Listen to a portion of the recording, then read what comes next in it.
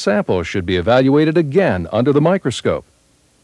If the sample looks worse than the original evaluation, a second sample slide should be prepared and evaluated. Reject any ejaculates that do not meet the minimum criteria for percent normal motile sperm cells.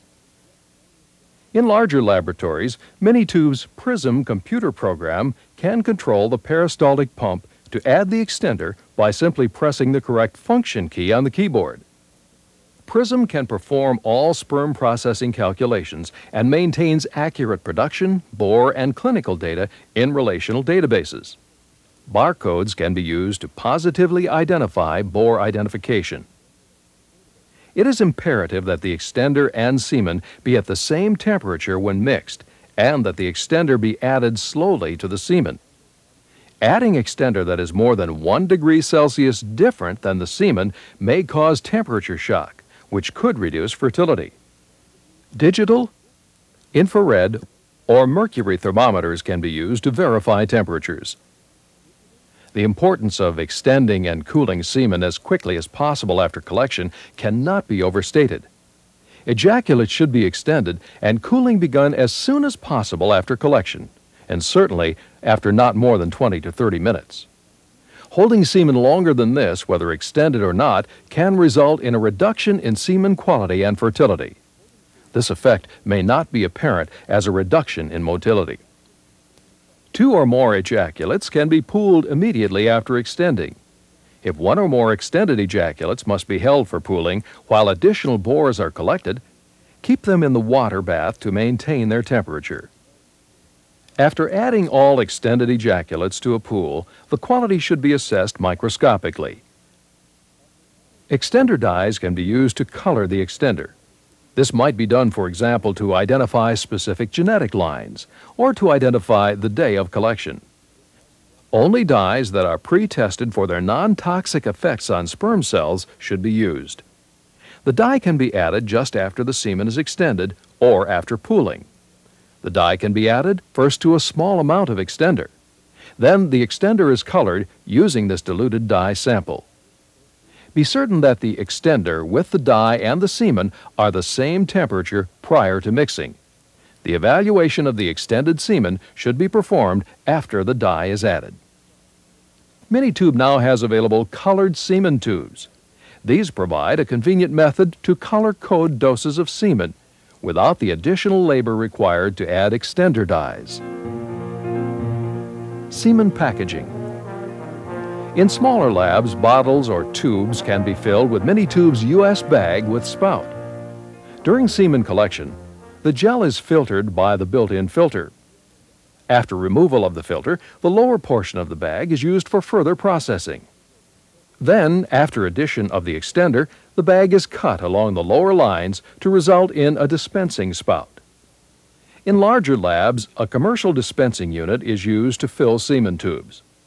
Place the plastic bag of extended semen into the dispensing unit and a nozzle in the dispensing head. Place the head on the dispensing unit, being careful to first bring the bag through the plastic ring and fold it over the edges. Clamp the head into place and rotate the dispensing unit to mix the semen and prepare for filling the tubes. Place a rack of tubes on the guide and position the first tube directly under the nozzle.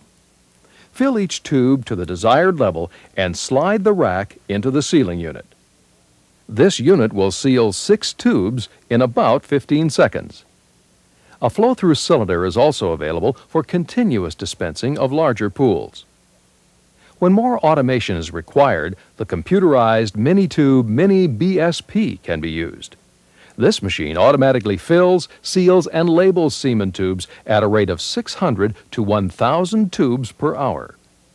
After packaging, AI doses in bottles or tubes should be placed directly into a 16 to 18 degrees Celsius storage incubator.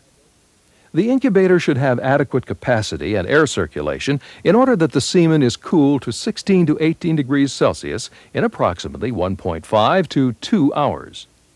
The doses of semen should be completely cooled prior to loading insulated shipping containers. A sample of each extended ejaculate or pool should be maintained for quality assessment the day following collection, and then periodically during the routine storage period. One AI dose can be used for this purpose. Or after routine cooling, the semen from one dose can be aliquoted into pre-cooled, small disposable culture tubes. One culture tube is used each day for the evaluation and then discarded. To properly evaluate these samples, they must first be warmed up to at least 30 degrees Celsius, 86 degrees Fahrenheit, for 10 to 15 minutes and be evaluated on a pre-warmed slide. Be sure to gently mix the samples prior to warming, and once a sample has been evaluated, it should be discarded. If an AI dose is used for evaluation during storage, a small subsample should be quickly removed for subsequent warming and evaluation. The sample AI dose should not be allowed to warm up and should be returned to the storage incubator immediately. Proper semen processing techniques are a critical component of successful AI. Equipment designed specifically for this purpose and adequate for small to large semen production facilities will help to ensure success. And I think this timing issue with the bores... In addition to our instructional videos, Minitube regularly offers basic and advanced training programs at its MOFA Biotech Center in Wisconsin. Seek the best advice from the experts. Call Minitube. Do not settle for less.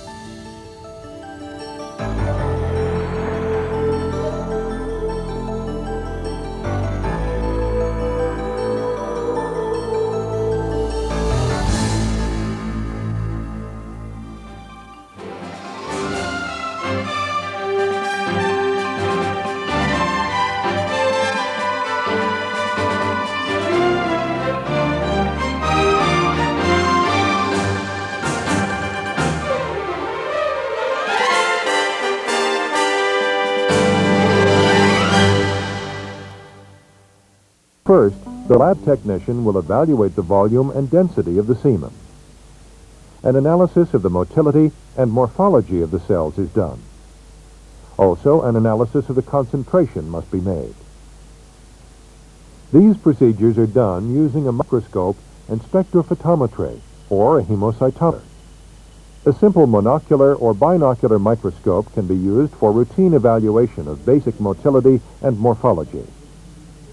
For people needing more detailed examination of the cell, such as acrosomal evaluation, or for heavy users, such as large bore studs, various options may be added.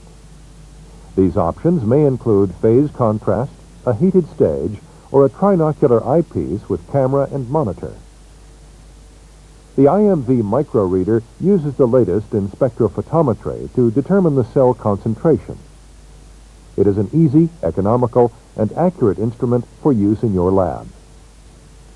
The microreader works on a 1 to 25 dilution rate. First, a preset amount of sodium citrate is placed into the cuvette with a bottle top dispenser.